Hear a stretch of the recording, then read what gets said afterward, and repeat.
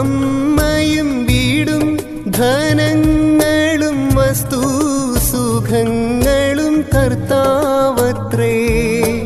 അപ്പനും അമ്മയും വീടും ധനങ്ങളും വസ്തു സുഖങ്ങളും കർത്താവത്രേ. പൈതൽ പ്രായം മുതൽക്കിന്നേ വരെ എന്നെ പോറ്റി പുലർത്തിയ ദൈവം മതി. പൈതൽ പ്രായം മുതൽക്കിന്നേ വരെ എന്നെ പോറ്റി പുലർത്തിയ ദൈവം മതി. എൻ്റെ ദൈവം സ്വർഗസിംഹാസനം തന്നിലെന്നിൽ കനിഞ്ഞെന്നെ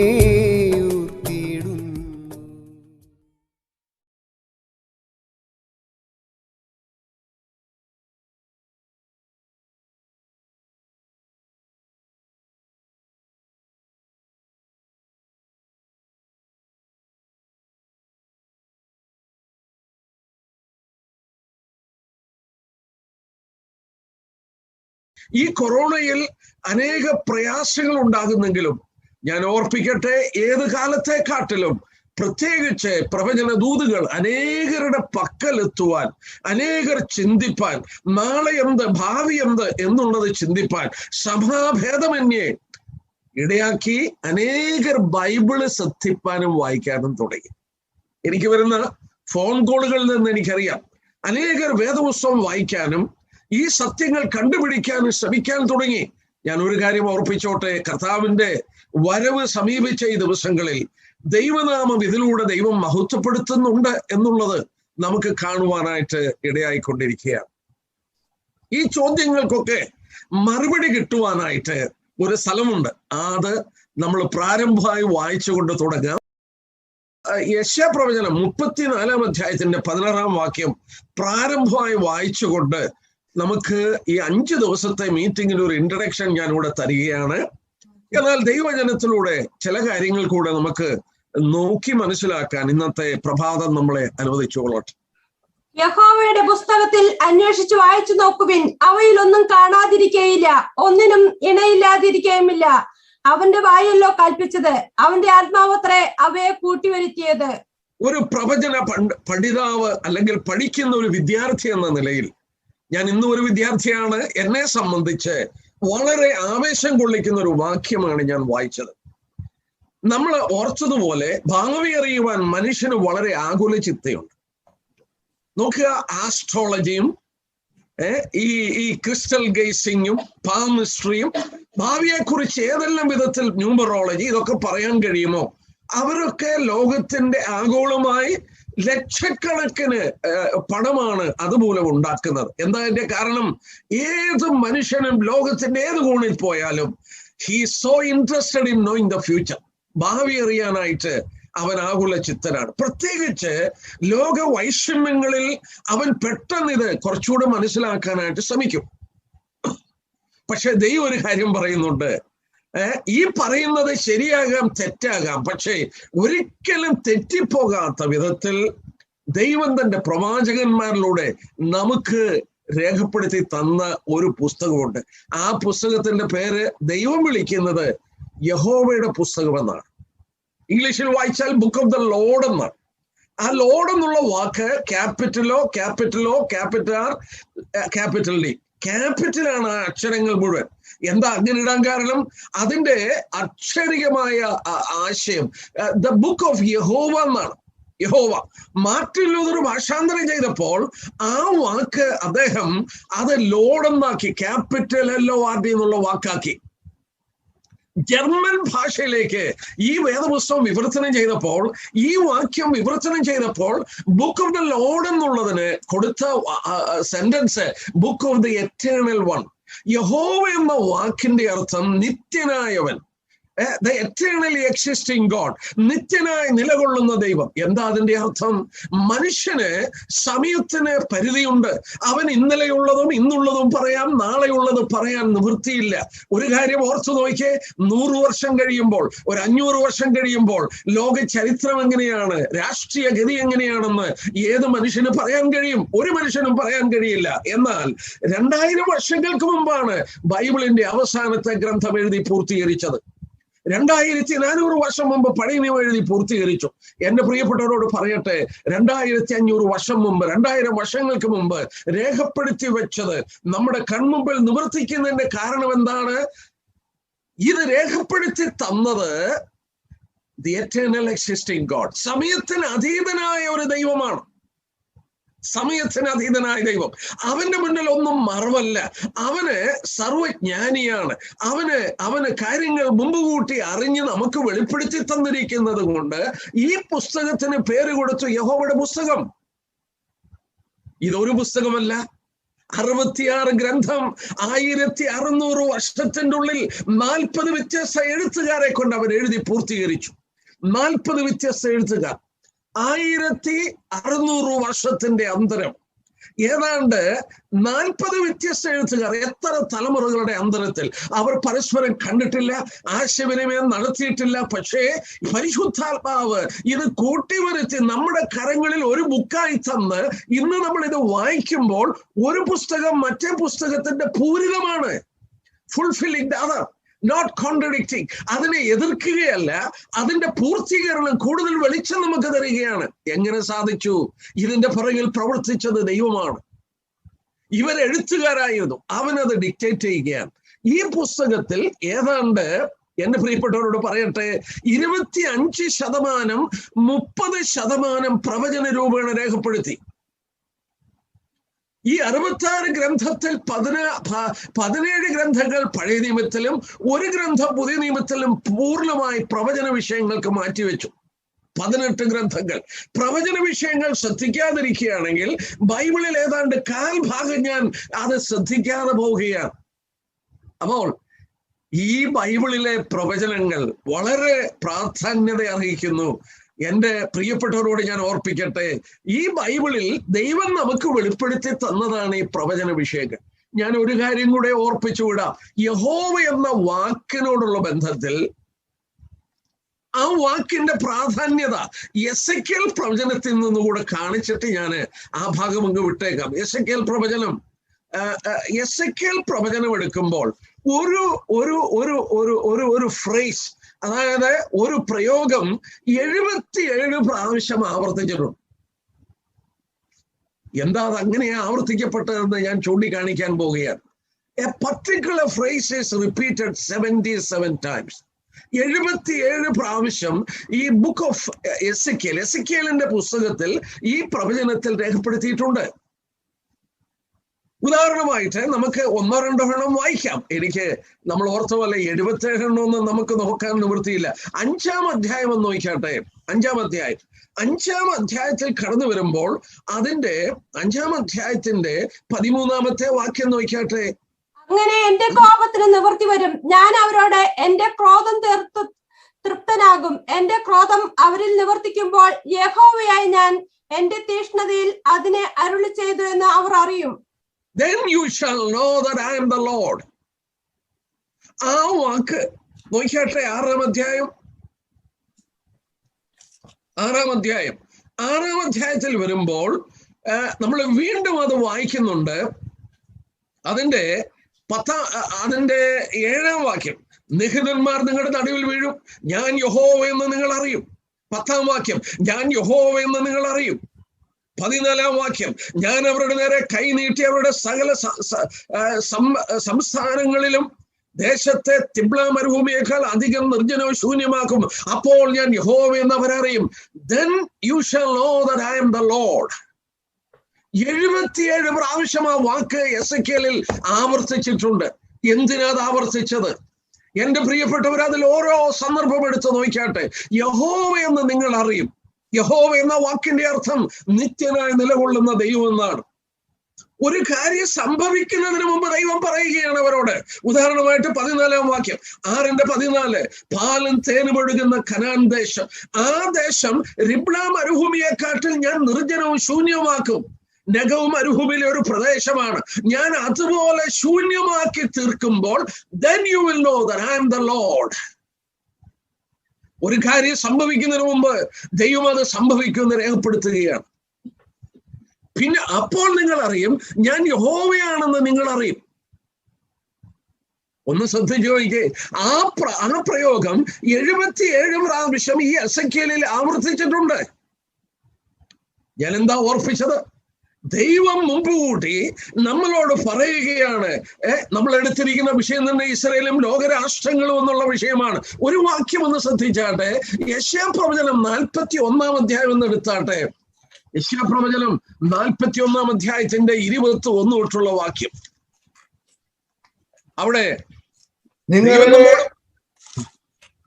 നിങ്ങളുടെ വ്യവഹാരം കൊണ്ടുവരുവീൻ എന്ന് യഹോവ കൽപ്പിക്കുന്നു. നിങ്ങളുടെ ന്യായങ്ങളെ കാണിപ്പീൻ എന്ന് യാക്കോബിന്റെ രാജാവ് കൽപ്പിക്കുന്നു. അടുത്തത് സംഭവിപ്പാനുള്ളത് അവർ കാണിച്ച് നമ്മോട് പ്രസ്താവിക്കട്ടെ. നാം വിവരിച്ച് അതിന്റെ അവസാനം അറിയേണ്ടതിന് ആദ്യകാര്യങ്ങൾ ഇന്നവയെന്ന് അവർ പ്രസ്താവിക്കട്ടെ. അല്ലെങ്കിൽ സംഭവിപ്പാനുള്ളത് നമ്മെ കേൾപ്പിക്കട്ടെ. യെസ്, അടുത്തത് നിങ്ങൾ ദേവന്മാർ എന്ന് ഞങ്ങൾ അറിയേണ്ടതിന് മേലാൽ വരുവാനുള്ളത് പ്രസ്താവിപ്പീൻ. ഞങ്ങൾ മതി. എന്റെ പ്രിയപ്പെട്ടവരെ, ആ വാക്യം ഒന്ന് ശ്രദ്ധിച്ചാട്ടെ. ദൈവം ആ കാലത്ത് പ്രവാചകനിലൂടെ മറ്റ് ദേവന്മാരെ വെല്ലുവിളിക്കുകയാണ്. നിങ്ങൾ ദേവന്മാരെന്ന് അറിയേണ്ടതിന് വരുവാനുള്ളതൊന്ന് പ്രസ്താവിക്കുക. Declare the things that has to happen hereafter that we may know that you are gods. നിങ്ങൾക്ക് ആരംഭകാര്യങ്ങൾ പറയാൻ കഴിയുമോ? നിങ്ങൾക്ക് ഭാവിയെ കുറിച്ച് പറയാൻ കഴിയുമോ? നിങ്ങൾ ദൈവമാണെങ്കിൽ ഒന്ന് പറഞ്ഞാട്ടെ. ദൈവം വെല്ലുവിളിക്കുകയാണ്. ഞാൻ ഒരു കാര്യം പറഞ്ഞോട്ടെ. ഈ ദിവസങ്ങളിൽ പഠിക്കുന്ന പ്രവചന വിഷയങ്ങളോട് ബന്ധത്തിൽ ഞാൻ പറയട്ടെ. വിശുദ്ധ വേദപുസ്തകത്തിൽ മാത്രമേ ഉള്ളൂ പ്രവചനം. ലോകത്തിൽ അനേക ഗ്രന്ഥങ്ങളുണ്ട്. എന്നെ കേൾക്കുന്നവരോട് പറയട്ടെ, ലോകം മുഴുവൻ പുസ്തകങ്ങളാണ്, മതഗ്രന്ഥങ്ങളും മറ്റ് ഗ്രന്ഥങ്ങളുമാണ്. എന്നാൽ വേദപുസ്തകത്തിന്റെ, ബൈബിളിന്റെ, യഹോവയുടെ പുസ്തകം എന്നറിയപ്പെടുന്ന ബൈബിളിന്റെ പ്രത്യേകതയാണ് ഇതിൽ രേഖപ്പെടുത്തിയ പ്രവചന വിഷയങ്ങൾ. 2000 വർഷങ്ങൾക്ക് മുമ്പ് ഈ പുസ്തകം എഴുതി പൂർത്തീകരിച്ച ശേഷം പിന്നീടൊന്നും ദൈവം ഇതിനകത്ത് കൂട്ടിയിട്ടില്ല. എന്നാൽ ആ പുരാതന കാലത്ത് തന്നെ ദൈവം പറഞ്ഞു എന്ത് സംഭവിക്കും ഭാവിയിൽ. കാരണം എന്താ? അങ്ങനെ പറയണമെങ്കിൽ അവൻ നിത്യനായ ദൈവമാണ്, സമയത്തിന് അതീതനായ ദൈവമാണ്. അതുകൊണ്ടാണ് തിരുവചനത്തിൽ വായിച്ചത്, നിങ്ങൾ യഹോവയുടെ പുസ്തകം, the book of the Lord, the eternal one, അവന്റെ പുസ്തകത്തിൽ അന്വേഷിച്ചു നോക്കുക. നിങ്ങൾക്കത് ഗ്രഹിപ്പാൻ കഴിയും. എന്റെ പ്രിയപ്പെട്ടവരോട് ഞാൻ ഓർപ്പിക്കട്ടെ, ഇസ്രായേലിനെ കുറിച്ചും ലോകരാഷ്ട്രങ്ങളെ കുറിച്ചും എവിടെയാണ് അന്വേഷിക്കേണ്ടത്? രാഷ്ട്രീയക്കാരുടെ അടുക്കലല്ല, ഭാവി പറയുന്നവരുടെ അടുക്കലല്ല. ആരുടെ അടുക്കൽ പോകണം? നിങ്ങള് എന്റെ പുസ്തകത്തിൽ അന്വേഷിച്ച് വായിച്ചു നോക്കുവാൻ സ്വർഗത്തിലെ ദൈവം നമ്മോട് പറഞ്ഞു. യെസ്, 45 യെശയ്യാവ് 45:11 വായിച്ചാട്ടെ. പല വാക്യങ്ങൾ എന്റെ മനസ്സിലൂടെ പോകുന്നു. ഞാന് അത് 1-2 കൂടെ പറഞ്ഞ് ഞാൻ നിർത്തിക്കോളാം. അതിന്റെ 11-ാമത്തെ വാക്യം 40. യെസ്. ഇസ്രായേലിന്റെ പരിശുദ്ധനും അവന് നിർമ്മിച്ചവനുമായ യഹോവ ഇപ്രകാരം അരുളി ചെയ്യുന്നു, വരുവാനുള്ളതിനെ കുറിച്ച് എന്നോട് ചോദിപ്പിൻ. വരുവാനുള്ളതിനെ കുറിച്ച് എന്നോട് ചോദിപ്പിൻ. തിങ്സ് ടു കം, വരാനുള്ള കാര്യങ്ങൾ എന്നോടാണ് ചോദിക്കേണ്ടത്. യെസ്, സ്വർഗത്തിലെ ദൈവത്തിന് മാത്രമേ, നമ്മൾ ഓർത്തതുപോലെ സമയത്തിന് അതീതനായ ദൈവത്തിന് മാത്രമേ അത് പറയാൻ കഴിയുള്ളൂ. ഞാന് ഇത് പറയുമ്പോൾ ഒരു കാര്യം ശക്തമായി എന്നെ കേൾക്കുന്നവരോട് ഞാൻ ഓർപ്പിച്ചു കൊള്ളട്ടെ. എന്തിനാണ് കർത്താവ്, ഞാൻ എടുത്തു വായിക്കുന്നില്ല, പ്രവചന വിഷയങ്ങൾ പറയുമ്പോൾ, ഉദാഹരണമായിട്ട് മത്തായിയുടെ സുവിശേഷം 24 അധ്യായത്തിൽ വരുമ്പോൾ ഒലിവുമല പ്രഭാഷണമാണ്. ആ ഒലിവുമല പ്രഭാഷണം മർക്കോസിലും ലൂക്കോസിലും രേഖപ്പെടുത്തിയിട്ടുണ്ട്. ഈ ഒലിവുമല പ്രഭാഷണത്തിൽ കർത്താവിന്റെ 2ാം വരവിനെ കുറിച്ച് ആവർത്തിച്ചു പറയുമ്പോൾ കർത്താവ് ഒരു കാര്യം ഊന്നി പറഞ്ഞു, ഉണർന്നിരുന്ന് പ്രാർത്ഥിക്കണം, ഉണർന്നിരുന്ന് പ്രാർത്ഥിക്കണം. ആ വാക്യം ഇംഗ്ലീഷിൽ വായിച്ചാൽ watch and pray, watch and പ്രേ. അതിന്റെ അർത്ഥം എന്താണ്? ഉറക്കളിച്ചിരുന്ന് പ്രാർത്ഥിക്കാനായിട്ടല്ല. ഉറക്കളിച്ചിരുന്ന് പ്രാർത്ഥിക്കുന്നത് നല്ലത് തന്നെ, അതല്ല അവിടുത്തെ വിഷയം. You watch. കർത്താവ് ആ ഭാവിയെ സംബന്ധിച്ചുള്ള കാര്യങ്ങളൊക്കെ വെളിപ്പെടുത്തുകയാണ്. അത്തി തളിർക്കുന്നത്, യഹൂദന്റെ മടങ്ങിവരും, ഇങ്ങനെയുള്ള കാര്യങ്ങളൊക്കെ രേഖപ്പെടുത്തിയിട്ട് കർത്താവ് പറഞ്ഞു വാച്ച് ആൻഡ് പ്രേ, നിങ്ങള് ശ്രദ്ധിച്ചിട്ട് പ്രാർത്ഥിക്കാൻ പറഞ്ഞു. ഞാനത് ഓർപ്പിക്കാൻ കാരണം എന്നാണെന്നറിയാമോ? ദൈവം ഭാവിയെ സംബന്ധിച്ച് പറയുക മാത്രമല്ല, യെരമ്യാവ് 1:12 നിങ്ങൾ എടുത്താൽ അവിടെ ദൈവം ഒരു കാര്യം പറയുന്നുണ്ട്, എന്റെ വചനം നിവർത്തിപ്പാൻ ഞാൻ ജാഗരിക്കുന്നു. ഇംഗ്ലീഷിൽ എങ്ങനെയാണ്? I am watching over my word to perform. ഞാൻ പറയുക മാത്രമല്ല, ഈ പ്രവചന വിഷയങ്ങൾ തിരുവചനത്തിൽ ഞാൻ രേഖപ്പെടുത്തി തരിക മാത്രമല്ല, എന്താ ദൈവം പറഞ്ഞത്? I am watching over my word to perform. You watch. I am watching. ഞാൻ ഈ വചനങ്ങൾ നിവർത്തിക്കാൻ ഞാൻ ശ്രദ്ധിക്കുകയാണ്. എന്റെ പ്രിയപ്പെട്ടവരോട് ഞാൻ ഓർപ്പിക്കട്ടെ, if God is watching to perform his word, അവന്റെ വചനങ്ങളെ ലോക ചരിത്രത്തിൽ രാഷ്ട്രീയ മണ്ഡലങ്ങളിൽ നിവർത്തിച്ചെടുക്കുവാൻ ദൈവം ജാഗരിച്ചിരിക്കുകയാണെങ്കിൽ, എന്നോടും നിങ്ങളോടും ഇത് വെളിപ്പെടുത്തി തന്നിട്ട് പറഞ്ഞു. ആമോസ് 3:7 നമ്മൾ എന്താ വായിക്കുന്നത്? തന്റെ പ്രവാചകന്മാരായ ദാസന്മാർക്ക് തന്റെ രഹസ്യം വെളിപ്പെടുത്താതെ യഹോവയായ ദൈവം ഒരു കാര്യവും ചെയ്യില്ല. Praise the Lord. ദൈവത്തിന് ഞാനും നിങ്ങളും അറിയുവാൻ കൊതിക്കുകയാണ്. സോദോം ഗൊമോറ നശിപ്പിക്കും മുമ്പ് ദൈവം പറഞ്ഞ വാക്ക് നമുക്കറിയാം, എന്റെ സ്നേഹിതനായ അബ്രഹാമിനോട് ഞാൻ എങ്ങനെ മറച്ചു വെക്കും? യെസ്, ഞാനും നിങ്ങളും അറിയണമെന്നുള്ളത് ദൈവം ആഗ്രഹിക്കുന്നു. അതുകൊണ്ടാണ് ഈ പ്രവചന വിഷയങ്ങൾ എനിക്കും നിങ്ങൾക്കും വേണ്ടി വെളിപ്പെടുത്തി തന്നത്. എന്റെ പ്രിയ കേൾവിക്കാരോട് പറയട്ടെ, ഈ പ്രവചന പഠനത്തിന്റെ പ്രാധാന്യത ശ്രദ്ധിക്കുക. ദൈവം അത് പറയുക മാത്രമല്ല, ദൈവം അത് മുമ്പ് കൂട്ടി രേഖപ്പെടുത്തുക മാത്രമല്ല, രാഷ്ട്രങ്ങളുടെ ഭാവി, ലോകരാജ്യങ്ങളുടെ മുന്നോട്ടുള്ള ഗതികളെ, കൂട്ടുകെട്ടുകളെ എല്ലാം തിരുവചനത്തിൽ വെളിപ്പെടുത്തിയിട്ട് ദൈവം നമ്മോട് ആവശ്യപ്പെട്ടു, എന്റെ വചനത്തിൽ നിങ്ങൾ ശ്രദ്ധിക്കുക. Search for my book. ദൈവം വീണ്ടും നമ്മളോട് ആവശ്യപ്പെട്ടു, എന്നോട് ചോദിക്കുക, വരുവാനുള്ളതിനെ കുറിച്ച് എന്നോട് ചോദിക്കുക. Ask of me about the things to come. വരാനുള്ളതിനെ കുറിച്ച് എന്നോടാണ് ചോദിക്കേണ്ടത്. ഞാൻ എന്റെ വചനം നിവർത്തിക്കാൻ ജാഗരിക്കുമ്പോൾ നിങ്ങളും അത് ജാഗരിക്കണം. You also watch. ദൈവം നമ്മോട് ആവശ്യപ്പെട്ടു, നമ്മളത് വാച്ച് ചെയ്യാനായിട്ട് ആവശ്യപ്പെട്ടു. നമ്മള് ആ വിധത്തിൽ ഈ 5 ദിവസം ലോകരാജ്യങ്ങളിൽ സംഭവിക്കുന്ന കാര്യങ്ങൾ, ഗാസയുള്ള ബന്ധത്തിൽ, അറബികൾ രാജ്യങ്ങളുള്ള ബന്ധത്തിൽ, യെരുശലേമിലുള്ള ബന്ധത്തിൽ, വെസ്റ്റ് ബാങ്കിനുള്ള ബന്ധത്തിൽ ഒക്കെ ബൈബിളിൽ നിന്ന് ഞാൻ എടുക്കാനായിട്ട് പെറുക്കിയെടുക്കാൻ പോവുകയാണ്. ആ പ്രവചന വാക്യങ്ങൾ എടുത്ത് കർത്താവ് നമ്മോട് ആവശ്യപ്പെട്ടതുപോലെ നാം അതിനെ അപഗ്രഥിക്കാൻ, കർത്താവിനോട് ചോദിച്ചു മനസ്സിലാക്കാൻ പോവുകയാണ്. എന്റെ പ്രിയപ്പെട്ടവരെ, ഇതൊരു അവിചാരിതമായി നടന്ന മീറ്റിംഗ് ആണെന്ന് ചിന്തിക്കരുത്. ഈ കാലത്തിന്റെ അന്ത്യത്തിലെത്തിയ കാലയളവിൽ നമ്മുടെ കർത്താവ് ഏത് സമയവും മടങ്ങി വരാമെന്നൊരു സാഹചര്യം സംജാതമായിരിക്കുകയാണ്. ഞാൻ പലപ്പോഴും ഓർപ്പിക്കാറുണ്ട്, ഈ കൊറോണ ഇപ്പോൾ 2ാമത്തെ വേവാണ് ഇന്ത്യയിൽ. സെൻട്രൽ ഗവൺമെന്റ് പറഞ്ഞു 3ാം വേവിന് റെഡി ആയിക്കോളാൻ പറഞ്ഞു. 5 വേവ് വരെ വരുമെന്നൊക്കെ പറയുന്നുണ്ട്. എനിക്കതിന്റെ മറ്റു വശങ്ങളെ കുറിച്ച് അറിഞ്ഞുകൂടാ. പക്ഷെങ്കിൽ ഞാൻ കേട്ടു 5 വേവ് വരെ വരും. ഞാൻ ഇങ്ങനെ ചിന്തിച്ചു പോയി, ഇത് കൊണ്ടുവന്ന് കർത്താവിന്റെ 2ാം വരവിൽ ഈ റാപ്ചറിനകത്തോട്ട് ചെന്ന് കയറുമോ എന്ന് ഞാൻ പലപ്പോഴും ചിന്തിച്ചുകൊണ്ടിരിക്കുക. Probably the Lord is preparing the world for rapture. ഉൽപ്രാവണത്തിന് വേണ്ടി ലോകത്തെ ഒരുക്കുകയാണോ എന്ന് ഈ കൊറോണയിലൂടെ ലോകത്തിൽ ആഗോളമായി നമുക്ക് അറിയാം. ചരിത്രത്തിൽ അവിടെയും ഇവിടെയും ഒക്കെ ഇതുപോലെയുള്ള പകർച്ചവ്യാധികൾ വന്നിട്ടുണ്ട്. ഉദാഹരണമായിട്ട് സ്പാനിഷ് ഫ്ലൂ, ഇതുപോലുള്ള കാര്യങ്ങളൊക്കെ ലോകത്തിൽ അവിടെ ഇവിടെയും വന്നിട്ടുണ്ട്. പക്ഷേ മാനവരാശിയുടെ ചരിത്രത്തിൽ ആദ്യമായി ആഗോളമായി സംഭവിച്ചൊരു പ്രതിഭാസം. ആഗോളമായി നാം വാർത്തകൾ ശ്രദ്ധിച്ചുകൊണ്ടിരിക്കുകയാണ്. ഇപ്പോൾ സംഭവിക്കുന്നത് ഇന്റർനാഷണൽ ട്രാവലിംഗ് നടത്തണോ, വാക്സിനേഷൻ എടുത്തിരിക്കണം. എന്റെ ഒരു മകൾ ബഹറിലുണ്ട്. അവൾ പറയുകയായിരുന്നു, സൂപ്പർ മാർക്കറ്റ്, അതായത് സ്റ്റോഴ്സിൽ കയറി സാധനം മേടിക്കണോ, you need to have vaccination. Vaccination ഇല്ലാത്തവരെ കയറ്റത്തില്ല. ഇവിടെ സ്റ്റേറ്റുകൾ അങ്ങോട്ടും ഇങ്ങോട്ടും ട്രാവൽ ചെയ്യണോ, പ്ലെയിനിൽ പോകണോ, യു നീഡ് വാക്സിനേഷൻ. ഒരു ഐഡി വേണം. നമ്മള് പ്രാരംഭമായി ഇത് വന്നപ്പോൾ ബിൽഗേറ്റ്സിന്റെ ഫൗണ്ടേഷനെ കുറിച്ചൊക്കെ വാർത്തകള് ലോകവ്യാപകമായി പടർന്നുകൊണ്ടിരിക്കുകയായിരുന്നു. ബിൽഗേറ്റ്സ് ഈ വാക്സിനേഷൻ ഫ്രീ ആയിട്ട് കൊടുക്കുക, പക്ഷേ ആ സന്ദർഭത്തിൽ ഓരോ ഐഡിയുടെ ആളുകൾക്ക് വേണം എന്നുള്ളതൊക്കെ പറഞ്ഞു. അതിന്റെ പുറകിലുള്ളതൊന്നും ഞാനിപ്പോൾ എടുക്കുന്നില്ല. നമ്മൾ വളരെ വ്യക്തമായി ദൈവജനത്തിൽ അനേകരെന്നോട് ചോദിച്ചു, ബ്രദറെ വാക്സിനേഷൻ ഇത് 666 ഞാൻ പറയുന്ന മറുപടി, ഇത് 666 ഇത് അതിലേക്ക് നയിക്കുന്ന ഒരു വസ്തുവായി ആകാം. ഇറ്റ് ക്യാൻ ബി, അറിയില്ല. കാരണം ഒരു ഐഡിയ വേണം എന്നുള്ളത് ഈ കൊറോണ വാക്സിനേഷൻ മൂലം ലോകത്തിൽ നിർബന്ധിതമായി എല്ലായിടത്തും.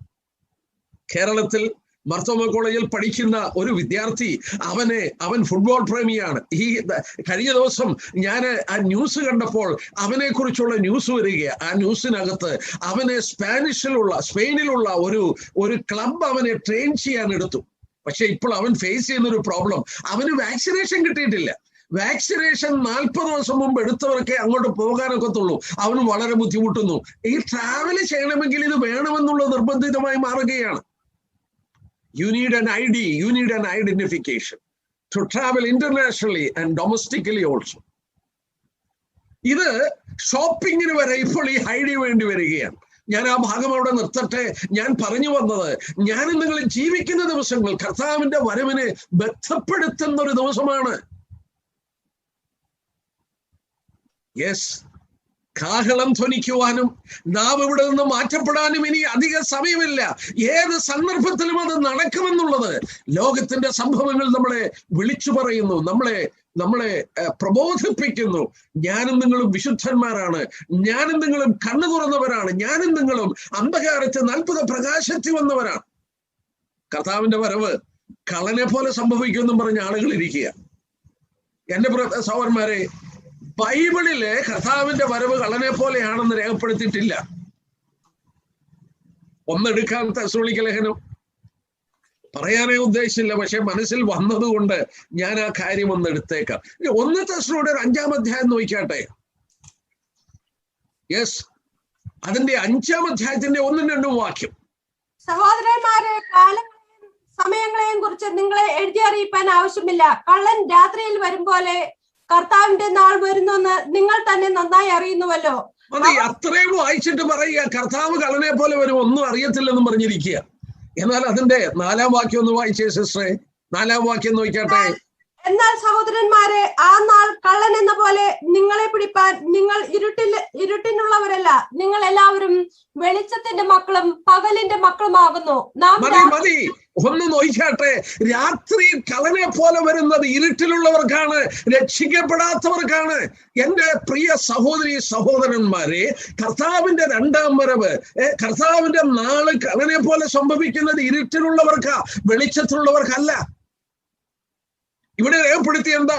എന്നാൽ സഹോദരന്മാരെ, ആ നാൾ കള്ളനെന്ന പോലെ നിങ്ങളെ പിടിപ്പാൻ നിങ്ങൾ ഇരുട്ടിലുള്ളവരല്ല. നിങ്ങൾ ആരാണ്? നിങ്ങളെ അത്ഭുത പ്രകാശത്തിലേക്ക് കൊണ്ടുവന്നവരാണ്, ഇരുട്ടിൽ നിന്ന് വിടുവിക്കപ്പെട്ടവരാണ്. നിങ്ങൾക്കിത് എങ്ങനെ സംഭവിക്കും? കർത്താവ് പറഞ്ഞത് ഓർമ്മയുണ്ടല്ലോ. ഇത് സംഭവിച്ചു തുടങ്ങുമ്പോൾ നിങ്ങളുടെ വീണ്ടെടുപ്പ് അടുത്തിരിക്കാൻ നിങ്ങളുടെ തലങ്ങളെ ഉയർത്തുവാൻ പറഞ്ഞു. എമൗസിലേക്ക് പോയ ശിഷ്യന്മാർ, അവരെ കർത്താവ് വിളിച്ചൊരു വാക്കുണ്ട്, ഓ ഫൂളിഷ് വൺസ്, അയ്യോ മന്ദബുദ്ധികളെ, പ്രവാചകന്മാർ പറഞ്ഞത് വിശ്വസിക്കാൻ ഞാൻ മന്ദബുദ്ധികളെ. എന്താ കാരണം? യേശുക്രിസ്തുവിന്റെ 1-ാം വരവിനുള്ള ബന്ധത്തിൽ എന്റെ സഹോദരന്മാരെ 300-ലധികം പ്രവചനം നിവർത്തിക്കപ്പെട്ടു. ഒന്നുകൂടി ഞാൻ കടന്നു പറയാം. ദാനിയേലിന്റെ പുസ്തകം പഴയ നിയമത്തിൽ യഹൂദരുടെ കരങ്ങളിലുണ്ട്. അതിന്റെ 9-ാം അധ്യായം എടുത്ത് പഠിച്ചിരുന്നെങ്കിൽ, 70 ആഴ്ചപ്പെട്ട കണക്കുകൾ അവർ അറിഞ്ഞിരുന്നെങ്കിൽ, യെരുശലേം യഥാസ്ഥാനപ്പെടുത്തി പണിയുവാൻ കൽപ്പന കൊടുത്തത് മുതൽ അർത്ഥശിഷ്ട രാജാവ് യെരുശലേമിനെ പണിയുവാൻ കൽപ്പന കൊടുക്കുന്നത് നമ്മള് നെഹമ്യാവിന്റെ പുസ്തകത്തിൽ വായിക്കുന്നു. അവിടം തൊട്ട് അവർ എണ്ണിയിരുന്നെങ്കിൽ നമ്മൾ ആ ദാനിയേലിന്റെ പുസ്തകം 9-ാം അധ്യായത്തിൽ 69 ആഴ്ചവട്ടം കഴിയുമ്പോൾ അഭിഷിക്തൻ ഛേദിക്കപ്പെടും, യേശുക്രിസ്തുവിന്റെ ക്രൂശ് മരണം എന്നുള്ളത് അവിടെ വെളിപ്പെടുത്തിയിട്ടുണ്ട്. Have you noted it? ദാനിയേൽ 9-ൽ യേശുക്രിസ്തു എന്ന് ക്രൂശിക്കപ്പെടും. 69 ആഴ്ചവട്ടം കഴിയുമ്പോൾ അഭിഷിക്തൻ ഛേദിക്കപ്പെടും. യെസ്, അവർക്ക് പ്രവചനങ്ങളിലൂടെ തിരിച്ചറിയുവാൻ കഴിയുമായിരുന്നു. ക്രിസ്തുവിന്റെ 1-ാം വരവ് 300 പ്രവചനം നിവർത്തിക്കപ്പെട്ടു. ഞാൻ ഇന്ന് പ്രഭാതത്തിൽ നിങ്ങളോട് ചോദിക്കട്ടെ, 1-ാം വരവിൽ 300 പ്രവചനങ്ങളെ നിവർത്തിച്ചുകൊണ്ട് കർത്താവ് വന്നു എങ്കിൽ, എന്റെ പ്രിയപ്പെട്ട സഹോദരി സഹോദരന്മാരെ, അവന്റെ അന്ന് ഗ്രഹിക്കാഞ്ഞവരെ കർത്താവ് വിളിച്ചത് എന്താ? അവൻ പ്രവചന വിഷയങ്ങളാണ്, അവനെ കുറിച്ച് രേഖപ്പെടുത്തിയതാണ് അവർക്ക് വ്യാഖ്യാനിച്ചു കൊടുത്തത്. കർത്താവരെ വിളിച്ചത് എന്താ? അയ്യോ മന്ദബുദ്ധികളെ, ഓ ഫുളിഷ് വൺസ്, പ്രവാചകന്മാർ പറഞ്ഞതെല്ലാം വിശ്വസിക്കാഞ്ഞവരെ. കർത്താവിന്റെ 1-ാം വരവിൽ ഒരു പ്രവചനം ഉണ്ടെങ്കിൽ 2-ാം വരവിന് 3 പ്രവചനം, 1:3 ആണ് അതിന്റെ റേഷ്യോ. അവരെ അങ്ങനെ വിളിച്ചെങ്കിൽ ഇന്നത്തെ ക്രിസ്ത്യാനികളെ എന്ത് വിളിക്കും? ഏറിയ പങ്കാളികളും അന്ധതയിൽ ഇരിക്കുകയാണ്. അവരിതൊന്നും ഒരു അവഗണിച്ചുകൊണ്ട് ഇതൊന്നും അവർക്ക് പ്രശ്നമല്ല എന്നുള്ള രീതിയിൽ പോവുകയാണ്. എന്റെ പ്രിയപ്പെട്ടവരെ, ഇതോടുള്ള ബന്ധത്തിൽ ഞാൻ പറഞ്ഞുകൊള്ളട്ടെ. ബൈബിളിൽ നമ്മൾ എടുത്ത വിഷയം ഇസ്രയേലും ലോകരാഷ്ട്രവും. ഞാൻ ഒരു വാക്കിൽ, എനിക്ക് ആ രാജ്യത്തെ കുറിച്ച് പറയാൻ തുടങ്ങിയാൽ ഞാൻ ഈ 5 ദിവസമല്ല, അതിൽ കൂടുതൽ ഇവിടെ ഇരുന്നു കൊണ്ട് അവരെ കുറിച്ച് പറയും. കാരണം 45 വർഷത്തിൽ കൂടുതലായി അവരോടുള്ള ബന്ധത്തിൽ പ്രവചനങ്ങൾ ഞാൻ ശ്രദ്ധിക്കാൻ തുടങ്ങി. സ്വർഗത്തിലെ ദൈവം കനിഞ്ഞ് എന്നെ അനേക പ്രാവശ്യം ആ രാജ്യത്ത് കൊണ്ടുപോയി. നേരിട്ട് കണ്ടും തിരുവചനം പരിശോധിച്ചും അവരെ കുറിച്ചുള്ള പ്രവചന വിഷയങ്ങളുടെ നിവൃത്തികളും മറ്റും അനേക ആവർത്തി ഞാൻ ശ്രദ്ധിക്കുകയും പഠിക്കുകയും ചെയ്തു. ദൈവം എന്നെ ഈ വിഷയങ്ങൾ ലോക ജനതയോട് ഒന്ന് ബോധം വരുത്തി കൊടുപ്പാൻ ദൈവം എന്നെ ഒരുക്കി വിളിച്ചു, പ്രിപ്പയർ ചെയ്തുവെന്ന് 100% ഞാൻ വിശ്വസിക്കുന്നു. ഞാൻ ഒരു വാക്ക് പറഞ്ഞ് ഞാൻ അവിടെ വിടാം. ഇസ്രയേൽ രാഷ്ട്രം നാം തെരഞ്ഞെടുത്ത ഒരു സബ്ജക്റ്റാണ്. ഇസ്രയേൽ രാഷ്ട്രം നമുക്ക് ദൈവകരം മനസ്സിലാക്കാൻ നൽകപ്പെട്ട ഒരു അടയാളമാണ്. 3 പ്രാവശ്യം അവരെ അടയാളമായി പറഞ്ഞു. ആവർത്തന പുസ്തകം 28-ാം അധ്യായം എന്നെടുത്തേ. ഞാൻ ആ 3 വാക്യങ്ങൾ ഓടിച്ചൊന്നെടുക്കാം.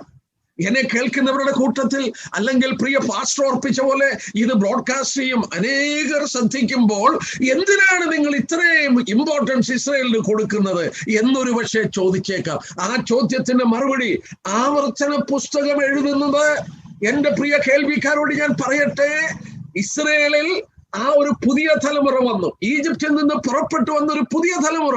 ആ തലമുറ വാഗ്ദത്ത നാട്ടിൽ കയറാൻ പോവുകയാണ്. 40 വർഷം മുമ്പ് സീനായ് അടിവാരത്തിൽ വെച്ച് ദൈവം വെളിപ്പെടുത്തിയ കാര്യങ്ങൾ ലേവ്യ പുസ്തകത്തിൽ രേഖപ്പെടുത്തി. എന്നാൽ മോവാബ് സമഭൂമിയിൽ ആ പുതിയൊരു തലമുറ 40 വർഷം കഴിഞ്ഞ് പ്രവേശിക്കുന്നതിന് മുമ്പ് അവർക്ക് വെളിപ്പെടുത്തിയതാണ് ആവർത്തന പുസ്തകത്തിൽ രേഖപ്പെടുത്തിയത്. മോശ ഇത് രേഖപ്പെടുത്തുമ്പോൾ ഇസ്രയേൽ ഒരു രാഷ്ട്രമായിട്ടില്ല. Keep it in mind. അവർ വാഗ്ദത്ത നാടിൽ കയറി ഒരു രാഷ്ട്രമായിട്ടില്ല. ഒരു രാഷ്ട്രമാകുന്നതിന് മുമ്പ് അവർക്ക് സംഭവിക്കുന്നതൊക്കെ അവിടെ വെളിപ്പെടുത്തി. ഞാൻ ഈ ഭാഗം ശ്രദ്ധിച്ചപ്പോൾ ഈ 5 ദിവസം വേണമെങ്കിൽ ഈ 28-ാം അധ്യായത്തിൽ നിന്നുള്ളത് മാത്രം നമുക്ക് ശ്രദ്ധിക്കാം. പക്ഷേ ഞാൻ ഒരു 2-3 മിനിറ്റ് കൊണ്ട് പറഞ്ഞങ്ങ് നിർത്താൻ പോവുകയാണ്. ഈ 28-ാം അധ്യായം നിങ്ങൾ ശ്രദ്ധിക്കുമ്പോൾ ഇസ്രായേൽ രാഷ്ട്രം ഞാൻ പറഞ്ഞ പോലെ രൂപീകരിക്കപ്പെട്ടിട്ടില്ല. അവരോട് ദൈവം പറയുകയാണ്, നിങ്ങൾ എന്നെ അനുസരിക്കാത്തതിന്റെ ഫലമായി 2 പ്രാവശ്യം നിങ്ങളുടെ രാജ്യം വിട്ടു പോകുമെന്ന് പറഞ്ഞു. 2 പ്രാവശ്യം. 32-ാം വാക്യം നോക്കിയാട്ടെ. 32-ാമത്തെ വാക്യം. നിന്റെ പുത്രന്മാരും പുത്രിമാരും അന്യജാതിക്ക് അടിമകളാകും. നിന്റെ കണ്ണ് ഇടപെടാതെ അവരെ നോക്കിയിരുന്ന് ക്ഷീണിക്കും. എങ്കിലും മതി അവിടെ നോക്കിയാട്ടെ. മോശയിലൂടെ ദൈവം പറയുകയാണ്, നിന്റെ പുത്രന്മാരും പുത്രിമാരും അന്യജാതിക്ക്, അനദർ നേഷൻ, ഏകവചനമാണ് another nation, you will be given to another nation. ഞാന് ചരിത്രം മുഴുവൻ രത്നച്ചുരുക്കമായി പറയട്ടെ. ക്രിസ്തുവിന് ഏതാണ്ട് 600 വർഷം മുമ്പ് ബാബേൽ എന്ന് പറയുന്ന ഒരു രാജ്യത്തിലേക്ക് നെബൂഖദ്നേസർ രാജാവ് അവരെ പിടിച്ചോണ്ടുപോയി. They became exiled in Babylon. Babylon എന്ന് പറയുന്ന രാജ്യത്തിൽ അവർ പ്രവാസികളായി. അതാണ് മോശ ഇവിടെ പറഞ്ഞത്. ആഗോളമായി അവരെ ചിതറിക്കുന്നതല്ല. ഒരു രാജ്യത്തിന് അന്യജാതിക്ക് അവർ അടിമകളാവും. Literally that happen. അവർ മടങ്ങി വന്നു 70 വർഷം കഴിയുമ്പോൾ. അവർ രാജ്യം കെട്ടിപ്പടുത്തി. അവിടെ കൊണ്ട് തീർന്നില്ല. നോക്കിയേ, രണ്ടാമതൊരു പ്രാവശ്യം കൂടെ പോകും. 64-ാം വാക്യം നോക്കിയാട്ടെ. 64-ാമത്തെ വാക്യം. യെസ്. യഹോവ നിന്നെ ഭൂമിയുടെ ഒരറ്റം മുതൽ മറ്റേ അറ്റം വരെ സർവ്വജാതികളുടെ ഇടയിൽ ചിതറിക്കും. അവിടെ നീയും നിന്റെ പിതാക്കന്മാരും അറിഞ്ഞിട്ടില്ലാത്തവരായി മരവും കല്ലും കൊണ്ടുള്ള അന്യദൈവങ്ങളെ നീ സേവിക്കും. മതി. രണ്ടാമത് ദൈവം എടുത്ത് പറഞ്ഞത് ഭൂമിയുടെ ഒരറ്റം മുതൽ മറ്റേ അറ്റം വരെ നിങ്ങളെ ചിതറിക്കും. From one end of the earth to the other end. അത് സംഭവിക്കുന്നതിന് 40 വർഷം മുമ്പ് യേശുക്രിസ്തുവിന്റെ മധ്യത്തിൽ നിന്നുകൊണ്ട് പറഞ്ഞു, ലൂക്കോസ് 21:23-24 വാക്യങ്ങൾ, നിങ്ങൾ വാളിന്റെ വായ്ത്തലയാൽ വീഴും, സകല ജാതികളിലും നിങ്ങൾ ബദ്ധരായി പോകും. ഞാന് ഓസ്ട്രേലിയയിൽ ശുശ്രൂഷിക്കാൻ പോയി. വേറെ ഒരു ഭൂഖണ്ഡമാണ്. ഞാന് അവിടെ ചെന്നപ്പോൾ പലരോടും ഞാൻ ചോദിച്ചു, ലോകത്തിൽ എന്തുകൊണ്ടാണ് ഇവിടെ മാത്രം ഈ കങ്കാരു എന്ന് ഞാൻ ചോദിച്ചു. ലോകത്തിൽ വേറെ എങ്ങും കങ്കാരു ഇല്ല. കാരണം ഇറ്റ് ഈസ് ആൻ ഐലൻഡ്. അതൊരു കോണ്ടിനെന്റ് ആണെങ്കിൽ ഒരു ഐലൻഡ് ആണ്. അവിടെ മറ്റു സ്ഥലത്തുനിന്നും വരാൻ നിവൃത്തിയില്ല. ലോകത്തിൽ വേറെ ഒരു സ്ഥലത്തും കങ്കാരു ഇല്ല. പക്ഷെ അതുപോലൊരു ചോദ്യം എന്റെ മനസ്സിൽ വന്നു. ഇത്രയും ദൂരെ കിടക്കുന്നിടത്ത് സിഡ്നി മുതലായ സ്ഥലങ്ങളിൽ അനേക യഹൂദന്മാർ പാർക്കുന്നു. ഇവരെങ്ങനെ അവിടെ ചെന്നത്? ഞാൻ പാർക്കുന്ന കേരളം, ഇന്ത്യയിൽ കേരളം ഒരു മാപ്പ് എടുത്താൽ ഒരറ്റമാണ്. ഈ കേരളത്തിൽ എങ്ങനെ അവർ വന്ന് പാർത്തേ? കൊച്ചിയിലും കൊടുങ്ങല്ലൂരും മാളയിലും പറവൂരിലും യഹൂദനുണ്ടായിരുന്നു. അവരുടെ സിനഗോഗുകളും അവരുടെ വീടുകളൊക്കെ ഇവിടെ കിടപ്പുണ്ട്. എന്തുകൊണ്ട് അവർ ഇവിടെ വന്ന് പാർത്തു? ഈ പ്രവചനം നിവർത്തിക്കുകയാണ്. ഭൂമിയുടെ ഒരറ്റം മുതൽ മറ്റേ അറ്റം വരെ. അമേരിക്കയിലുണ്ടവര്. ഒരറ്റം അമേരിക്കയിൽ, മറ്റേ അറ്റം ഓസ്ട്രേലിയ സിഡ്നിയിലെ, നോക്കുക, കേരളത്തിലെ, റഷ്യയിലെ, യൂറോപ്പിലെ, ആഫ്രിക്കയിലെ, എത്യോപ്യ, യമന് മുതലായ സ്ഥലങ്ങൾ, ലോകത്തിൽ ആഗോളം അവരെ ചിതറിച്ചു. ദൈവത്തിന്റെ വചനത്തിന് അണുവളവ് വ്യത്യാസമില്ല. സൗരന്മാരെ, അവരാഗോളമായി ചിതറിക്കപ്പെട്ടു. അതുപോലെ സംഭവിച്ചു. എന്നാൽ മൂന്നാമതൊരു പ്രാവശ്യം ചിതറിക്കുന്ന ഇവിടെ പറഞ്ഞിട്ടില്ല. എന്നാൽ ഇനി അടുത്ത് നോക്കുക. ഇത് പറഞ്ഞിട്ട് അതിന്റെ 46-ാം വാക്യം, സിസ്റ്ററെ അതൊന്ന് വായിച്ചാട്ടെ. 46-ാം വാക്യം. അവ 46-ാം വാക്യം, 28-46. അവ നിന്റെ സന്തതിയോടും എന്നേക്കും പറ്റിയിരിക്കും. അവ ഒരടയാളവും അത്ഭുതവുമായി. It will be a sign and a wonder. ഈ സംഭവിക്കുന്നത് ഒരു അടയാളമായിരിക്കും, ഒരു അത്ഭുതമായിരിക്കും. What is happening to them is a miracle actually. അവർക്ക് സംഭവിക്കുന്നത് ഒരു അത്ഭുതമാണെന്ന് മാത്രമല്ല, it is a wonder. ഇത് അത്ഭുതമാണെന്ന് മാത്രമല്ല, it is a sign. ദൈവത്തിന്റെ കരത്തിന്റെ നിവൃത്തി, ദൈവവചനത്തിന്റെ നിസ്തുല്യത, സ്വർഗത്തിലെ ദൈവം പറഞ്ഞതുപോലെ നിവർത്തിക്കുമ്പോൾ ഇതൊരു അടയാളമാണ്. മാനവരാശിക്ക് നൽകപ്പെട്ട അടയാളമാണ് യഹൂദ രാഷ്ട്രം. നമ്മുടെ കർത്താവ് ഈ ഭൂമിയിലായിരുന്നപ്പോൾ 46 വർഷത്തിലധികമായി പണിതുകൊണ്ടിരിക്കുന്ന ഒരു ദേവാലയമുണ്ട്. ക്രിസ്തു ഇവിടെയായിരുന്നപ്പോഴും ആ ദേവാലയത്തിന്റെ പണി തീർന്നിട്ടില്ല. അതിന്റെ കല്ലുകളൊക്കെ ഭീമമായ കല്ലുകളാണ്. യേശുക്രിസ്തുവിന്റെ കാലത്തിലെ കല്ലുകൾ നിങ്ങൾക്ക് കാണണമെങ്കിൽ നിങ്ങൾ ഇസ്രായേൽ സന്ദർശിക്കുകയാണെങ്കിൽ വിലാപ മതിലിന്റെ അടിയിലൂടെ ഒരു തുരങ്കം യഹൂദൻ ഉണ്ടാക്കി വെച്ചിട്ടുണ്ട്. ആ തുരങ്കത്തിൽ കയറിയെങ്കിലേ അന്നത്തെ കാലത്തെ ആ വലിപ്പമേറിയ കല്ലുകളൊക്കെ കാണാൻ കഴിയുള്ളൂ. എന്റെ കരമിങ്ങനെ ഞാൻ നീട്ടി ഒരു കല്ല് ഞാൻ അളന്നു, ഏതാണ്ട് 8-9 പ്രാവശ്യം ഇങ്ങനെ കരം നീട്ടി. 24 അടിയിൽ കൂടുതൽ നീളമുള്ള കല്ലുകൾ, ഭീമമായ കല്ലുകൾ. ഇതെങ്ങനെ കൊണ്ടുവന്ന് ഒന്നിന്റെ മേൽ കൃത്യമായി അടുക്കി വെച്ചു എന്നുള്ളത് എനിക്ക് അറിഞ്ഞുകൂടാ. ഈ റീറ്റേണിങ്, ഈ വിലാപ മതിലിന്റെ റീറ്റേണിങ് വോളിന്റെ അടിഭാഗമാണത്. ബാക്കി ദേവാലയമൊന്നുമില്ല. കഥ പറഞ്ഞു, കല്ലിന്റെ മേൽ കല്ല് ശേഷിക്കില്ല. ഈ യഹൂദ ശിഷ്യന്മാർ വന്ന് ചോദിച്ചു, അതെപ്പോഴാണ് സംഭവിക്കുന്നത്? നിന്റെ വരവിനും ലോകാവസാനത്തിനും അടയാളം എന്തെന്ന് പറഞ്ഞിരണമെന്ന് പറഞ്ഞു. ഒറ്റ വാക്കിൽ ഞാൻ അവിടെ നിർത്തുകയാണ്. അടയാളങ്ങൾ എന്നല്ല ചോദിച്ചത്. മത്തായിയുടെ സുവിശേഷം 24-ാമത്തെ വാക്യത്തിൽ വരുമ്പോൾ അതിന്റെ 3-ാം വാക്യത്തിന്റെ അവസാനം, നിന്റെ വരവിന് ലോകാവസാനത്തിനും അടയാളം. അറിഞ്ഞോ അറിയാതെ അവർ ചോദിച്ചത് ഒരടയാളമാണ്. കർത്താവ് എത്ര അടയാളം കൊടുത്തു? ഒരടയാളം കൊടുത്തു. ഏതാണ് അടയാളം? 32 തൊട്ടുള്ള വാക്യം. അത്തിയെ നോക്കി നിങ്ങൾ ഒരു ഉപമ പഠിക്കണം. അതിന്റെ കൊമ്പിലതാ ഇല തളിർക്കുമ്പോൾ വേനലെടുക്കെന്നറിയാം. അങ്ങനെ നിങ്ങൾ കാണുമ്പോൾ ഞാൻ അടുക്കലാണെന്ന് അറിഞ്ഞോളാൻ പറഞ്ഞു. ഈ അത്തിവൃക്ഷം എന്താണ്? ഇസ്രയേൽ രാഷ്ട്രമാണ്.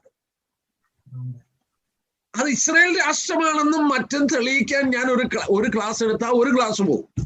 അതുകൊണ്ട് ഞാൻ അവിടെ വിട്ടിട്ട് സംശയമുള്ളവർക്ക് വേണ്ടി ഒരു വാക്യം പറയാം. യോവേൽ പ്രവചനം വായിക്കണമെന്നില്ല. 1-ാം അധ്യായത്തിന്റെ 6-7 വാക്യം. യോവേൽ 1-ന്റെ 6-7 വാക്യം. ശക്തിയുള്ള ഒരു സൈന്യം എന്റെ ദേശത്തിന് നേരെ, എന്റെ ദേശം എന്ന് ദൈവം പറഞ്ഞാൽ അത് യഹൂദ രാഷ്ട്രമാണ്. എന്റെ അത്തിവൃക്ഷത്തെ ഓടിച്ചു. എന്റെ ദേശം, എന്റെ അത്തിവൃക്ഷം. യോവേൽ 1-ന്റെ 6-7 വാക്യം.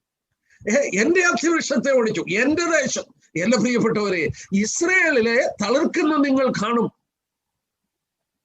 അത് കണ്ടാൽ ഞാൻ അടുക്കലാണെന്ന് അറിയാൻ പറഞ്ഞു. ഇസ്രയേലിന്റെ ദൈവം കർത്താവിനോട് ശിഷ്യന്മാർ ചോദിച്ച ചോദ്യത്തിന് കൊടുത്ത അടയാളം യഹൂദനാണെന്നുള്ളത് പ്രത്യേകം ഓർക്കുക. 3-ാമതൊരു ഭാഗം കൂടെയാണെന്ന് കാണിച്ചോട്ടെ. വെളിപ്പാട് പുസ്തകം 12-ാം അധ്യായം എടുത്താട്ടെ. Revelation chapter 12. അവിടെ ഇങ്ങനെയാണ് വായിക്കുന്നത്: സ്വർഗത്തിൽ വലിയൊരടയാളം. ഇതൊരു സ്ത്രീയാണല്ലോ. ക്ഷമിക്കണേ, പലരും ധരിക്കുന്നത് ഇത് കന്യാമറിയമാണെന്ന്. അല്ല പ്രിയപ്പെട്ടവരെ, അല്ല. ഇത് കന്യാമറിയമല്ല. പിന്നെന്തിനാ ഇവിടെ സ്ത്രീ ഇസ്രയേലാണെന്ന് പറയുന്നത്? ഞാൻ ചോദിച്ചോട്ടെ, യെശയ്യാ 9-ന്റെ 6 നിങ്ങളൊന്ന് വായിച്ചു നോക്കി. പ്രവാചകൻ എന്താ പറയുന്നത്? നമുക്ക്, ബഹുവചനമാണ്, നമുക്ക് ഒരു ശിശു നൽകപ്പെട്ടു. യേശു ക്രിസ്തുവിന്റെ ജന്മമാണ്. നമുക്കൊരു ശിശു, unto us a son is born. നമ്മള് റോമർ 9-ന്റെ 5 പൗലോസ് പറയുന്നുണ്ട്, ജഡപ്രകാരവും ക്രിസ്തു അവരിൽ നിന്നാണ് ജനിച്ചത്. ലോകത്തിൽ ഇസ്രയേലിന് ജന്മം കൊടുത്ത രാജ്യമാണ് യഹൂദൻ. ആ യഹൂദ സ്ത്രീയാണ്, യഹൂദനെ ഒരു സ്ത്രീയായിട്ട് ഇവിടെ കാണിച്ചിരിക്കുന്ന ഒരു അടയാളമാണ്. അവരെ കുറിച്ച് രേഖപ്പെടുത്തി സ്വർഗത്തിലെ വലിയ അടയാളം.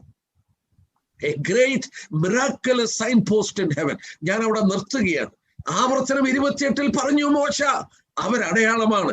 യേശുക്രിസ്തു പറഞ്ഞു യഹൂദൻ അടയാളമാണ്. വെളിപ്പാട് പുസ്തകത്തിൽ വെളിപ്പെടുത്തി സ്വർഗത്തിലെ ഏറ്റവും വലിയ അടയാളമാണ്. യഹൂദനെ നമ്മൾ തിരഞ്ഞെടുത്തു ഈ ബൈബിൾ സ്റ്റഡിക്ക് വേണ്ടി. ഇനിയും ഒരു ഭാഗം കൂടെ ഞാൻ ചോദിച്ചോട്ടെ. യഹൂദന്റെ ചരിത്രം. എന്തിനാ ദൈവം യഹൂദനെ ഈ വിധത്തിൽ തിരഞ്ഞെടുത്തത്? വൈ? എന്തിനാണ് യഹൂദന് മാത്രം ഈ പ്രത്യേകത? അനേക സ്ഥലങ്ങളിൽ എന്നോട് ചോദിച്ചിട്ടുണ്ട്. ഞാൻ മലേഷ്യയിൽ ഇന്ന് ഓർക്കുന്നു, ശുശ്രൂഷിക്കാൻ പോയപ്പോൾ ചൈനീസ് ഒറിജിൻ ബിലീവേഴ്സ് ധാരാളം പേർ അവിടെയുണ്ട്.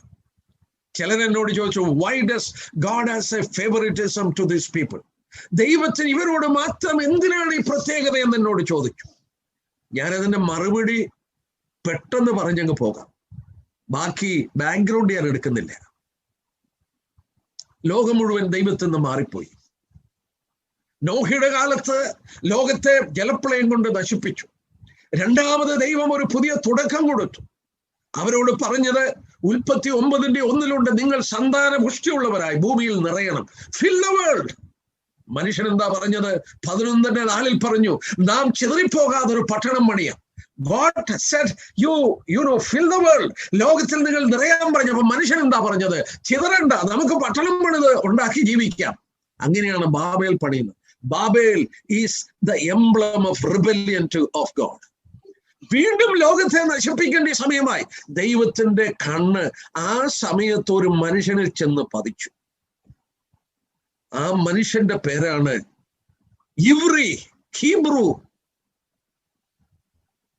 ഞാനൊരു യഹൂദൻ എഴുതിയ ചരിത്ര ഗ്രന്ഥം വായിച്ചപ്പോൾ ഹീബ്രു എന്ന വാക്കിന്റെ അർത്ഥം എബ്രായ ഭാഷയിൽ അതിന് ഇവ്രി എന്ന്. അദ്ദേഹം പറയുന്നത് a man who stood alone on the other shore, മറുകരയിൽ തനിച്ചു നിന്ന മനുഷ്യൻ അബ്രഹാം. നോക്കുക, ലോകം ദൈവത്തിൽ നിന്ന് മാറിപ്പോയി, ബിംബാരാധികളായി. എന്നാൽ ഒരു മനുഷ്യൻ സത്യദൈവത്തെ അന്വേഷിക്കുന്നു. He was different from others. അവൻ മറുകരയിൽ തനിച്ചു നിൽക്കുകയാണ്. യഹോവയുടെ ദൃഷ്ടി അവന്റെ മേൽ പതിച്ചു. അവനോടൊരു കാര്യം പറഞ്ഞു. എന്താ പറഞ്ഞത്? അവന്റെ ചരിത്രം ഉൽപ്പത്തി 12 തുടങ്ങുകയാണ്. ഞാൻ ഓടിച്ചു പോവുകയാണ് കേട്ടോ. ഞാൻ തീർക്കണമെന്ന് വിചാരിച്ച കാര്യങ്ങളിൽ പകുതി പോലും ആയിട്ടില്ല. പക്ഷേ ഞാനത് പെട്ടെന്ന് തീർക്കാൻ പോവുകയാണ്. നോക്കുക, 12-ാം അധ്യായത്തിൽ കടന്നു വരുമ്പോൾ എന്റെ പ്രിയപ്പെട്ട കേൾവിക്കാരോട് പറയട്ടെ, 12-ാം അധ്യായത്തിൽ യഹോവ അബ്രഹാമിന് പ്രത്യക്ഷപ്പെട്ടു. ഇവർ പറഞ്ഞു, നീ നിന്റെ പിതൃഭവനത്തെയും നിന്റെ ദേശത്തെയും ചർച്ചക്കാരെയൊക്കെ വിടണം. ഞാൻ നിന്നെ ഒരു ദേശം കാണിക്കും, അങ്ങോട്ട് പോകാൻ പറഞ്ഞു. ആ മനുഷ്യൻ അത് അനുസരിക്കുകയാണ്. വിശ്വാസത്തിന്റെ കാൽച്ചുവടുകൾ എടുത്തു വെക്കുകയാണ്. ആ കാലങ്ങളിൽ പിതൃഭവനത്തെയും ദേശത്തെയൊക്കെ വിടുക എന്ന് പറഞ്ഞാൽ അത് ബുദ്ധിമുട്ടാണ്, വളരെ ബുദ്ധിമുട്ടുള്ള കാര്യമാണ്. അപ്പന്മാരെ അടക്കിയിരിക്കുന്ന, പിതാക്കന്മാർ അടക്കപ്പെട്ട സ്ഥലത്തിൽ മരിച്ചടക്കുവാൻ കൊതിക്കുന്ന നാളുകളിൽ അബ്രഹാമിനോട് പറഞ്ഞു, വിടുക, നിന്റെ ദേശത്തെ വിടുക, വേർപെടാൻ പറഞ്ഞപ്പോൾ അവന് യാതൊരു മടിയുമില്ല. ദൈവത്തിൽ മാത്രം വിശ്വാസം അർപ്പിച്ചുകൊണ്ട് അവന്റെ കാലുകൾ എടുത്തു വെച്ചവൻ മുന്നോട്ട് പോയി. എന്താ, അവനൊരു വാക്തത്വം കൊടുത്തു. എവിടോട്ട് പോകണമെന്നാ പറഞ്ഞത് അറിയില്ല, പക്ഷെ എങ്ങോട്ട് പോകാൻ പറഞ്ഞു? ഞാൻ നിന്നെ കാണിപ്പാനിരിക്കുന്ന ദേശത്തേക്ക് പോകും. ഞാൻ നിന്നെ കാണിപ്പാനിരിക്കുന്ന ദേശത്തേക്ക് പോകും. എങ്ങോട്ടെന്നറിയാതെ അബ്രഹാം പോയി. ഒരു വാക്ക് കടന്നു പറഞ്ഞിട്ട് ഞാൻ വരാം. ദൈവം പറഞ്ഞു, ഞാൻ നിന്നെ വലിയൊരു ജാതിയാക്കും. ഇംഗ്ലീഷ് ഒന്ന് വായിച്ചേ. I will make you A great nation. I will make you a great nation. Who is behind this nation? ഈ രാഷ്ട്രത്തിന്റെ പുറകിൽ ആരാണ്? It is God. എന്തിനാണ് ഇവരുടെ ചരിത്രം പഠിക്കാൻ എടുത്തത്? Because you can find the hand of God. I will make you a great nation. I am behind your history. നിന്റെ ചരിത്രത്തിന്റെ പുറകിൽ ഞാനാണ്. എന്റെ കരം മറ്റുള്ളവർക്ക് മനസ്സിലാക്കാൻ നിന്നെ തെരഞ്ഞെടുത്തിരിക്കുകയാണ്. You are the sign of my hand. I am the one who makes you a great nation. പോകാൻ പറഞ്ഞു, അങ്ങോട്ട് പോകാൻ പറഞ്ഞു. എവിടെ ഒട്ടെന്നറിയാതെ പോയി. പക്ഷേ ഒരു കാര്യം ഞാൻ ചോദിച്ചോട്ടെ, എന്തിനാണ് ദൈവം ഇവർക്ക് കനാൻ ദേശം കൊടുത്തത്? 15-ാം അധ്യായത്തിൽ വരുമ്പോൾ നാം വായിക്കുന്നുണ്ട്, കനാന്റെ ദേശത്ത് വന്നപ്പോൾ ദൈവം പറയുന്നുണ്ട്, ഈ ദേശം നിനക്ക് ഞാൻ അവകാശമായി തരും. 7-ാം വാക്യം, ഈ ദേശത്തെ നിനക്ക് അവകാശമായി തരുവാൻ കൽദയരുടെ പട്ടണമായ ഊരിൽ നിന്ന് നിന്നെ കൂട്ടിക്കൊണ്ടുവന്നു. ദൈവം പറഞ്ഞു, നിന്റെ തലമുക്കി 4 പുറത്തും നോക്കുക, ഈ ദേശം നിനക്കുള്ളതാണ്. പക്ഷെ ഒരു കാര്യം ഓർക്കണം, എന്തിനാ ദൈവം ആ കനാൻ കൊടുത്തത്? അമേരിക്ക കൊണ്ടും കൊടുത്താൽ പോരായിരുന്നു. ഇന്നെല്ലാവരും അങ്ങോട്ട് പോകാൻ ആഗ്രഹിക്കുന്നത്, കാരണം ഭൂമിയിലെ സ്വർഗം അതാണെന്നാ പറയുന്നത്. അങ്ങോട്ട് പോകാനായിട്ട് അവിടെ കൊടുത്താൽ പോരായിരുന്നു അബ്രഹാമിന്. പിന്നെ ഈ അബ്രഹാമിന്റെ സന്തതിക്ക് എന്തിനാ ഇവിടം കൊണ്ട് കൊടുത്തത്? എവിടുന്നാ അബ്രഹാമിനെ കൊണ്ടുപോയത്? അപ്പോസ്തലപ്രവൃത്തി 7-ാം അധ്യായത്തിൽ നമ്മൾ വായിക്കുന്നു, മെസൊപ്പൊട്ടോമിയയിൽ നിന്ന്, യൂഫ്രട്ടീസ് ടൈഗ്രിസ് 2 നദികളുടെ ഇടയിൽ നിന്ന്, ഫലഭൂഷ്ടമായ സ്ഥലത്ത് നിന്ന് അബ്രഹാമിന്റെ ജീവിതം അവസാനിക്കുന്ന എവിടെയാ? ബർഷേബ. ഈ ബർഷീബ എവിടെയാ? ഇന്നത്തെ നെഗവ് മരുഭൂമിയാണ്. എനിക്കതിനെ കുറിച്ച് കൂടുതൽ പറയണമെന്നുണ്ട്, പറയാൻ നിവൃത്തിയില്ല പ്രിയപ്പെട്ടവരെ. നെഗവ് മരുഭൂമിയിൽ, ആ മെസൊപ്പൊട്ടോമിയയിൽ നിന്ന് ദൈവ വാക്ക് കേട്ട് ആ മനുഷ്യനെ ഇവിടെ കൊണ്ടുവന്നു, ബർഷീബ മരുഭൂമിയിൽ. അവിടെ കിടന്നുകൊണ്ടാണ് അബ്രഹാമിന്റെ അന്ത്യം. പക്ഷെ അവിടെ കൊണ്ട് എന്തിനാ കൊടുത്തത്? ആദ്യം മനസ്സിലാക്കണം, ആ ഭൂപ്രദേശത്തിന്റെ പ്രത്യേകത മനസ്സിലാക്കണം. 3 വാക്യങ്ങൾ വായിക്കണം, പക്ഷെ ഒരു വാക്യം വായിക്കാം.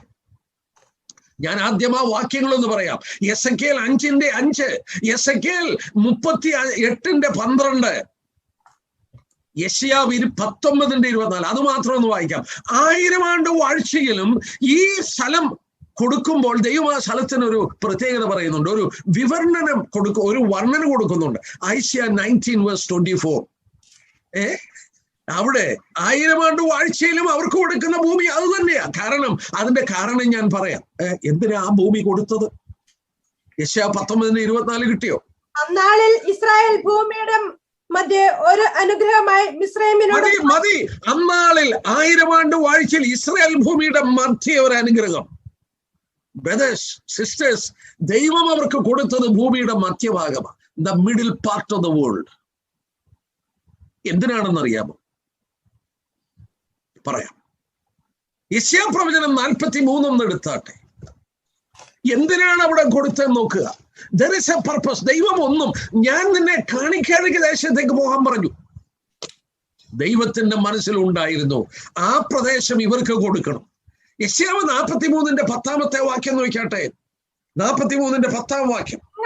നിങ്ങൾ അറിഞ്ഞ് എന്നെ വിശ്വസിക്കുകയും ഞാനാകുന്നെന്ന് ഗ്രഹിക്കുകയും ചെയ്യേണ്ടതിന് നിങ്ങൾ എന്റെ സാക്ഷികളും ഞാൻ തെരഞ്ഞെടുത്തിരിക്കുന്ന എന്റെ ദാസനുമാകുന്നെന്ന് യഹോവ. ഞാൻ ആ വാക്യം ചുരുക്കി പറയട്ടെ. U are my witnesses, U are my servant. കണ്ടോ, 12 വാക്യത്തിലുണ്ട്, വായിക്കണമെന്നില്ല, അവിടെയും വായിക്കുന്നുണ്ട്. നിങ്ങൾ എന്റെ സാക്ഷികളാണ്. 44 8 എടുത്താൽ അവിടെയും വായിക്കുന്നുണ്ട്, നിങ്ങൾ എന്റെ സാക്ഷികളാണ്. You are my witness. ലോകത്തിന്റെ നടുക്ക് കൊണ്ടുവന്ന് ആ സ്ഥലം അവർക്ക് പെർമനന്റിലേക്ക് കൊടുത്തിട്ട് അവിടെ നിന്ന് ദൈവത്തിന്റെ പ്രകാശം ലോകത്തിന്റെ 4 കോണിലേക്കും പകരുവാൻ, ഏകസത്യ ദൈവത്തെ കുറിച്ച് പഠിപ്പിക്കുവാൻ. സൗന്മാരെ, എന്റെ സഹോദരി, ആ ഉൽപ്പത്തി 18 കടന്നു വന്നാട്ടെ, എളുപ്പം. ഉൽപ്പത്തി പുസ്തകം 18 അധ്യായം. ദൈവം ആഗ്രഹിച്ചതൊന്ന് നോക്കിയാട്ടെ. Genesis chapter 18. ആ 18 അധ്യായത്തിന്റെ 17 തൊട്ടുള്ള വാക്യം വായിക്കാം. അബ്രഹാം വലിയതും ബലമുള്ളതുമായ ജാതിയായി തീരുകയും അവനിൽ ഭൂമിയിലെ ജാതിയൊക്കെയും അനുഗ്രഹിക്കപ്പെടുകയും ചെയ്യുമല്ലോ. അടുത്ത വാക്യം. യെസ്. യഹോവ അബ്രഹാമിനെ കുറിച്ച് അരുളി ചെയ്തത് അവന് നിവർത്തിച്ചു കൊടുപ്പാൻ തക്കവണ്ണം അബ്രഹാം തന്റെ മക്കളോടും തനിക്ക് പിമ്പുള്ള കുടുംബത്തോടും നീതി ന്യായവും പ്രവർത്തിച്ചുകൊണ്ട് യഹോവയുടെ വഴിയിൽ നടപ്പാൻ കൽപ്പിക്കേണ്ടതിന് ഞാൻ അവനെ തെരഞ്ഞെടുത്തിരിക്കുന്നു. ഞാൻ എന്തിനാണ് അവനെ തെരഞ്ഞെടുത്തത്? അവനെ തെരഞ്ഞെടുത്തത് ദൈവത്തിന്റെ നീതിയും ന്യായവും, righteousness and justice of God. നീയും നിന്റെ മക്കളും പഠിച്ച് അതനുസരിച്ച് ലോകത്തിന്റെ മധ്യത്തിൽ എന്റെ സാക്ഷികളായി എന്റെ വചനം പരത്തുന്നവരായിരിക്കണം. They have been chosen with a purpose. പ്രിയപ്പെട്ട നിങ്ങളോട് ഞാൻ പറയട്ടെ, ഏകസത്യ ദൈവത്തെ കുറിച്ച് എന്റെ മനസ്സ് കടന്നു പോകുന്നു പല വാക്യങ്ങളിൽ. ദാനിയേലിന്റെ പുസ്തകം 6 അധ്യായത്തിന്റെ ആവർത്തന പുസ്തകം 6:4 നിങ്ങൾ കേട്ട് കാണും. യഹൂദൻ എന്നും രാവിലെയും വൈകിട്ടും പ്രാർത്ഥിക്കും. ഭക്തന്മാരായ യഹൂദൻ. ആ പ്രാർത്ഥനയ്ക്ക് പറയുന്ന പേരാണ് ക്ഷമ. SHEMA, ക്ഷമ. ക്ഷമ എന്ന് പറഞ്ഞാൽ അവര് രാവിലെയും വൈകിട്ടും നടത്തുന്ന പ്രാർത്ഥനയാണ്. ആ പ്രാർത്ഥനയുടെ ഒരു ഭാഗമാണ് ഞാൻ എടുക്കുന്നത്. ഒരു കാര്യം ഓർക്കണം, ഇന്ന് മോസ്കുകളിൽ ബാങ്ക് വിളിക്കുന്നത് കേൾക്കുന്നുണ്ട്. അല്ലാഹു അക്ബർ, അള്ള മാത്രമേ ഉള്ളൂ ദൈവം എന്ന് അവർ പറയുമ്പോൾ എന്റെ പ്രിയപ്പെട്ടവരോട് പറയട്ടെ, ആ ചരിത്രത്തിന് മുന്നിൽ ഏതാണ്ട് 3000 വർഷങ്ങൾക്ക് മുമ്പ് യഹൂദന്റെ വീടുകളിൽ നിന്ന് ആ ശബ്ദം ഉയർന്നു. പക്ഷേ അവന്റെ ശബ്ദം എങ്ങനെയായിരുന്നു? ആവർത്തനം 6:4 നോയിച്ചാട്ടെ. ആവർത്തനം 6:4. ഇസ്രായേലേ കേൾക്കാം, യഹോവ നമ്മുടെ ദൈവമാകുന്നു, യഹോവ ഏകൻ തന്നെ. ഓ ഇസ്രായേലേ കേൾക്ക. Hear O Israel, the Lord God is one. ദൈവം ഏകനാണ്. ദൈവമേകനാണ്. അവൻ രാവിലെയും വൈകിട്ടും അത് പ്രാർത്ഥിച്ചു. ലോകം ബിംബാരാധനയിൽ പോയപ്പോൾ ഏകസത്യ ദൈവത്തെ കുറിച്ച് അവർ ലോകത്തിന് പഠിപ്പിച്ചു കൊടുത്തു. 2 പൗലോസ് ചോദിക്കുന്നുണ്ട് റോമർ 3:1-2 വാക്യത്തിൽ, ഇസ്രായേലിന് യഹൂദന് എന്ത് പ്രത്യേകത? പൗലോസ് പറയുന്നു വളരെയുണ്ട്. ഒന്നാമത് ദൈവത്തിന്റെ അരുളപ്പാടുകൾ അവരുടെ പക്കൽ ഏൽപ്പിച്ചു. എന്റെ കയ്യിൽ, നിങ്ങളുടെ കൈകളിലിരിക്കുന്ന ഈ ബൈബിൾ ആരാണ് തന്നത്? യഹൂദ രാഷ്ട്രമാണ്. ഇതിന്റെ 40 എഴുത്തുകാരും യഹൂദരാണ്. ലൂക്കോസ് ഒഴിച്ച് 39 എഴുത്തുകാരും യഹൂദരാണ്. ലൂക്കോസ് യഹൂദ വിശ്വാസത്തിൽ വന്നവനാണ്. യഹൂദന്റെ പ്രത്യേകത, ഏകസത്യ ദൈവത്തെ കുറിച്ച് അവൻ പഠിപ്പിച്ചു. യഹോവയുടെ നീതിയും ന്യായവും അവൻ പഠിപ്പിച്ചു. 3 ദൈവവചനം അവൻ രേഖപ്പെടുത്തി. മറ്റൊരു കാര്യം ഞാൻ ഓർപ്പിക്കട്ടെ, യേശു ക്രിസ്തുവിന് ജന്മം കൊടുത്ത ഇവരാണ്. ഉൽപ്പത്തി 1:1 മത്തായി 1:1 വായിച്ചാൽ ആ കർത്താവിന്റെ വംശപാരമ്പര്യം പറയുമ്പോൾ യേശു ക്രിസ്തുവിന്റെ വംശപാരമ്പര്യം ദാവീദിലും അബ്രഹാമിലും ചെന്ന് നിൽക്കുകയാണ്, തുടങ്ങുകയാണ്. ദൈവത്തിന്റെ പുത്രന് ജനിക്കുവാൻ അവരെ ഒരുക്കിയെടുത്തു സ്വർഗത്തിലെ ദൈവം. മറ്റൊരു കാര്യം ഞാൻ ഓർപ്പിക്കട്ടെ, ലോകത്തിന് രക്ഷ പ്രദാനം ചെയ്തത് ഇവരാണ്. ശമര്യക്കാരത്തി സ്ത്രീയോട് പറയുന്നുണ്ട് ശമര്യക്കാരത്തി സ്ത്രീയോട്, രക്ഷ യഹൂദനിൽ നിന്നാണ്. യോഹന്നാന്റെ സുവിശേഷം 4:22. ഞാൻ ചോദിച്ചോട്ടെ, ഈ രാജ്യം ഒരു പ്രത്യേക രാജ്യമാണ്. എന്റെ സമയം 5 മിനിറ്റ് കൂടെ ഉള്ളൂ, ഞാൻ നിർത്തിക്കൊള്ളാം. എന്നാല് ഇതിന്റെ 15-ാം അധ്യായത്തിൽ വരുമ്പോൾ ഈ ദേശം അവർക്ക് കൊടുത്തു. അത് മധ്യപ്രദേശമാണ്. നമ്മള് ഒരു കാര്യം കൂടി ഒന്ന് ശ്രദ്ധിച്ചിട്ട് അവസാനിപ്പിക്കാം. ഉൽപ്പത്തി പുസ്തകം 15-ാം അധ്യായത്തിൽ വരുമ്പോൾ നിനക്ക് നിന്റെ സന്തതിക്കും തരുമെന്ന് പറഞ്ഞു. അബ്രഹാമിന് മക്കളില്ല. അബ്രഹാം ദൈവത്തോട് ചോദിച്ചു, എന്റെ മക്കൾ ഇത് അവകാശമാക്കുമെന്ന് എങ്ങനെ അറിയാം? അതിന്റെ 8-ാം വാക്യം, കർത്താവായ യഹോവേ, ഞാനതിനെ അവകാശമാക്കുമെന്ന് എന്തിനാൽ അറിയാം? ദൈവം ഒരു കാര്യം പറഞ്ഞു, നീ ഒരു 5 കൂട്ടം യാഗവസ്തുക്കൾ എടുക്കാൻ പറഞ്ഞു. അത് 8, 9 വാക്യത്തിലുണ്ട്. ഇത് പിളർന്നു വെക്കാൻ പറഞ്ഞു. നീ 3 വയസ്സുള്ള ഒരു പശുക്കിടാവിനെയും 3 വയസ്സുള്ള ഒരു കോലാടിനെയും 3 വയസ്സുള്ള ഒരു ആട്ടുകൊറ്റനെയും ഒരു കുറുപ്രാവിനെയും ഒരു പ്രാവിൻ കുഞ്ഞിനെയും കൊണ്ടുവരിക എന്ന് കൽപ്പിച്ചു. ഇവയൊക്കെയും അവൻ കൊണ്ടുവന്ന് ഒത്ത നടുവേ പിളർന്ന ഭാഗങ്ങളെ നേരെ വെച്ച് മതി 5 കൂട്ടം യാഗവസ്തുക്കൾ പിളർന്നു വെച്ചു. ഒന്നും സംഭവിക്കുന്നില്ല. അതിന്റെ 12-ാം വാക്യത്തിൽ സൂര്യൻ അസ്തമിക്കുമ്പോൾ അബ്രഹാം ഒരു ഗാഢനിദ്ര വന്നു, ഭീതിയും അന്ധതമസവും അവന്റെ മേൽ വീണു.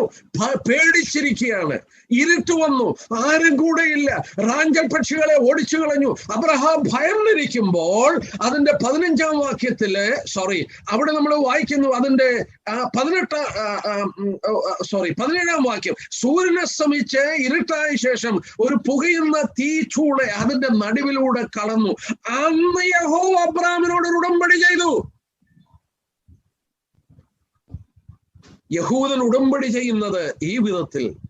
നിങ്ങള് ജെരമ്യാവ് 34:18 തൊട്ട് വായിച്ചാൽ അറിയാം. ഞാൻ എടുത്ത് വായിക്കുന്നില്ല. ജെരമ്യാവ് 34:18 തൊട്ട് കാളക്കുട്ടിയെ 2ആയി പിളർന്നു വെച്ച് അതിന്റെ നടുവിലൂടെ നടന്ന് എന്നോട് ഉടമ്പടി ചെയ്തവരെ എന്ന് ദൈവം ചോദിക്കുന്നുണ്ട്. ഒരു യഹൂദൻ മറ്റൊരു യഹൂദനുമായിട്ട് ഉടമ്പടി ചെയ്യുമ്പോൾ ഒരു യാഗമൃഗത്തെ പിളർന്നു വെച്ചിട്ട് 2 പേരും കൂടെ നടക്കും. നടന്നു കഴിഞ്ഞാൽ അതിന്റെ പേരാണ് രക്ത ഉടമ്പടി. മരിച്ചാലും അവർക്കത് ലംഘിക്കാൻ നിവൃത്തിയില്ല. ഇവിടെ അബ്രഹാമിനെ നടത്തിയില്ല. അവിടെ ഇരുത്തിയപ്പോൾ സ്വർഗത്തിലെ ദൈവം ഒരു തീപ്പന്തമായി അതിന്റെ നടുവിലൂടെ കടന്നു. അന്ന് യഹോവ അബ്രഹാമിനോട് ഉടമ്പടി ചെയ്തു. രക്ത ഉടമ്പടി ദൈവം അബ്രഹാമിനോട് ചെയ്തു. എന്താ ഇതിന്റെ അർത്ഥം? നീ പരാജയപ്പെടും, നിന്റെ മക്കള് പരാജയപ്പെടും, പക്ഷേ എന്റെ വാക്ക് ഞാൻ മാറ്റത്തില്ല. എന്താ പറഞ്ഞത്? അതിന്റെ 18-ാം വാക്യം എടുത്താൽ, അന്ന് യഹോവ അബ്രഹാമിനോട് ഒരു നിയമം ചെയ്തു, ഞാൻ മിസ്രയീം നദിയായ നിന്റെ സന്തതി ഞാൻ മിസ്രയീം നദി തുടങ്ങി പ്രാത്ത് നദിയായ മഹാനദി വരെയുള്ള ഈ ദേശം മതി ആ ദേശം തന്നിരിക്കുന്നു. ഈജിപ്തിലൂടെ ഒഴുകുന്ന നദി മുതൽ യൂഫ്രട്ടസ് നദി വരെയുള്ള സ്ഥലം തന്നിരിക്കുന്നു. എന്റെ സഹോദരന്മാരെ, ഒരു മാപ്പ് എടുത്തു നോക്കി. ലെബനോന്റെ പ്രദേശം, സിറിയയുടെ പ്രദേശം, ഇറാഖിന്റെ പ്രദേശം, ജോർദാന്റെ പ്രദേശം, ഈജിപ്തിന്റെ പ്രദേശം. എന്റെ പ്രിയപ്പെട്ടവര്, ഈ രാജ്യങ്ങളുടെ പ്രദേശങ്ങളൊക്കെ ആർക്ക് കൊടുത്തു? ആര് കൊടുത്തു? നിത്യ ഉടമ്പടിയാൽ സ്വർഗത്തിലെ ദൈവം കൊടുത്തു. രക്ത ഉടമ്പടിയാൽ കൊടുത്തു. 17-ാം അധ്യായം എനിക്ക് എടുക്കണമെന്നുണ്ട്, നിവൃത്തിയില്ല. അവിടെ അവരോട് ദൈവം പറഞ്ഞു, ഈ അടയാളമായി അവിടെ ഒരു കാര്യം അവർ ചെയ്യണം. എന്താണെന്നറിയാമോ?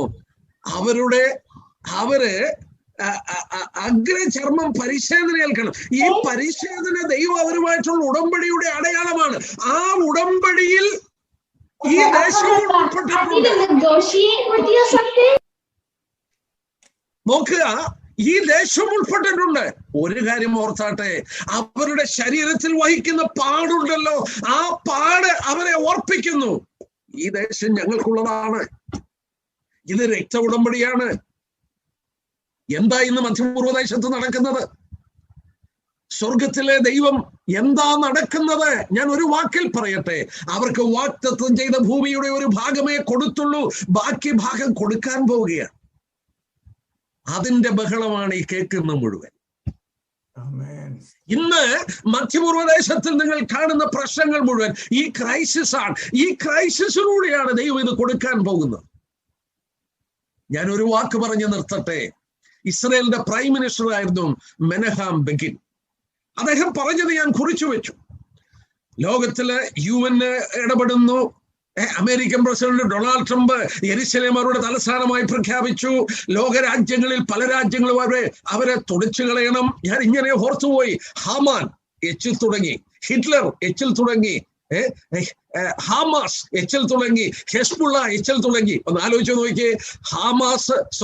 ഹാമാന്, ഹിറ്റ്ലർ, ഹാമാസ്, ഹെസ്ബുള്ള ഇവരൊക്കെ തുടച്ചു കളയാൻ ശ്രമിക്കുകയാണ്. ഇവരൊക്കെ തുടച്ചു കളയാൻ. ഇറാൻ പറഞ്ഞു ഞങ്ങളുടെ ന്യൂക്ലിയർ ആയുധം ശരിയാക്കി, അപ്പോൾ ഞങ്ങള് ഇത് വിലപേശിക്കോളാം. ഹിറ്റ്ലർ കൊണ്ടുവന്നു ഫൈനൽ സൊല്യൂഷൻ, ഇവരെ തുടച്ചു കളയണം. UN പറയുന്നു സ്ഥലം വിട്ടുകൊടുക്കണം. ഞാൻ എടുക്കാം. ബാരക് ഒബാമ മാറുന്നതിന് മുമ്പ് ഒരു പണി ചെയ്തിട്ട് പോയി. അദ്ദേഹം UN സെക്യൂരിറ്റി കൗൺസിലിൽ ഇസ്രയേലെ പിടിച്ചെടുത്ത സ്ഥലം വിട്ടുകൊടുക്കാൻ റെസല്യൂഷൻ പാസ്സാക്കിയിട്ടാണ് ബാരക് ഒബാമ തന്റെ പ്രസിഡൻസി വിട്ടുപോയത്. ഞാൻ ആ ഭാഗം എടുക്കാം. രാഷ്ട്രീയ കാര്യത്തിലേക്ക് നമ്മൾ വരികയാണ്. ഞാനൊരു പശ്ചാത്തലം എടുത്തോളൂ. പക്ഷേ മെനഹാം ബെഗിൻ ഒരു കാര്യം പറഞ്ഞു. Israel has the oldest document for its claim to this territory. The document are God's promise recorded in the writing. മെനഹാം ബെഗിൻ പറഞ്ഞു ഇസ്രായേലിന്റെ കയ്യിൽ ലോകത്തിലെ ഏറ്റവും പഴയ ഡോക്യുമെന്റ് ഉണ്ട്. ആ ഡോക്യുമെന്റ് എന്ന് പറയുന്നത് സ്വർഗത്തിലെ ദൈവം എഴുതി തന്ന വാഗ്ദത്തങ്ങളാണ്. സ്തോത്രം. എന്റെ പ്രിയപ്പെട്ടവരെ, ലോകം മുഴുവൻ അവരെ എതിർത്താലും ഈ പ്രശ്നങ്ങളൊക്കെ ആവിർഭവിച്ചാലും ഞാൻ ഒരു കാര്യം പറഞ്ഞു നിർത്തട്ടെ. ദൈവം രക്ത ഉടമ്പടിയാൽ അബ്രഹാമിനും സന്തതിക്കും കൊടുത്ത സ്ഥലം, ആ സ്ഥലം ദൈവം ഇന്നവർക്ക് തിരിച്ചു കൊടുത്തുകൊണ്ടിരിക്കുന്നു. ഇതൊരു വലിയ ക്രൈസിസിലേക്ക് പോകും. വലിയ ആ ക്രൈസിസിലൂടെ മാത്രമേ ഈ സ്ഥലങ്ങൾ അവർക്ക് കൊടുക്കുകയുള്ളൂ. നിങ്ങൾ ഓർക്കണം, ഇസ്രായേലിനെ ചുറ്റിക്കിടക്കുന്നത് 23 ഇസ്ലാമിക് രാജ്യങ്ങളാണ്. അവരുടെ ബദ്ധവൈരാഗികളാണ്. തിരുവചനത്തിൽ വായിക്കുന്നു, ചുറ്റുമുള്ളവർക്ക് ഞാനിതൊരു കപ്പ് ഓഫ് ഡ്രങ്കൺനെസ്, ഞാനിത് മദ്യത്തിന്റെ പാനപാത്രമാക്കി ആക്കും. സക്കറിയാവ് 12 വായിക്കുന്നു. നമ്മൾ ആ ഭാഗത്തിലേക്ക് കടക്കുന്നതിന് മുമ്പ് ഞാനിവിടെ നിർത്തട്ടെ. They are a special people and the land is a special land, center of the world, given to them by God by an eternal covenant, by a blood covenant. രക്ത ഉടമ്പടിയാൽ അത് കൊടുത്തതാണ്. ഇനി നമുക്ക് അവരുടെ രാഷ്ട്രീയ പ്രശ്നങ്ങളിലേക്ക് കടന്നു പോകാം. നാളെ രാവിലെ തൊട്ട് അത് അപ്പനും അമ്മയും വീടും ധനങ്ങളും വസ്തു സുഖങ്ങളും കർത്താവത്രേ. അപ്പനും അമ്മയും വീടും ധനങ്ങളും വസ്തു സുഖങ്ങളും കർത്താവത്രേ. പൈതൽ പ്രായം മുതൽക്കിന്നേ വരെ എന്നെ പോറ്റി പുലർത്തിയ ദൈവം മതി. പൈതൽ പ്രായം മുതൽക്കിന്നേ വരെ എന്നെ പോറ്റി പുലർത്തിയ ദൈവം മതി. എൻ്റെ ദൈവം സ്വർഗസിംഹാസനം തന്നിലെന്നിൽ കനിഞ്ഞെന്നെ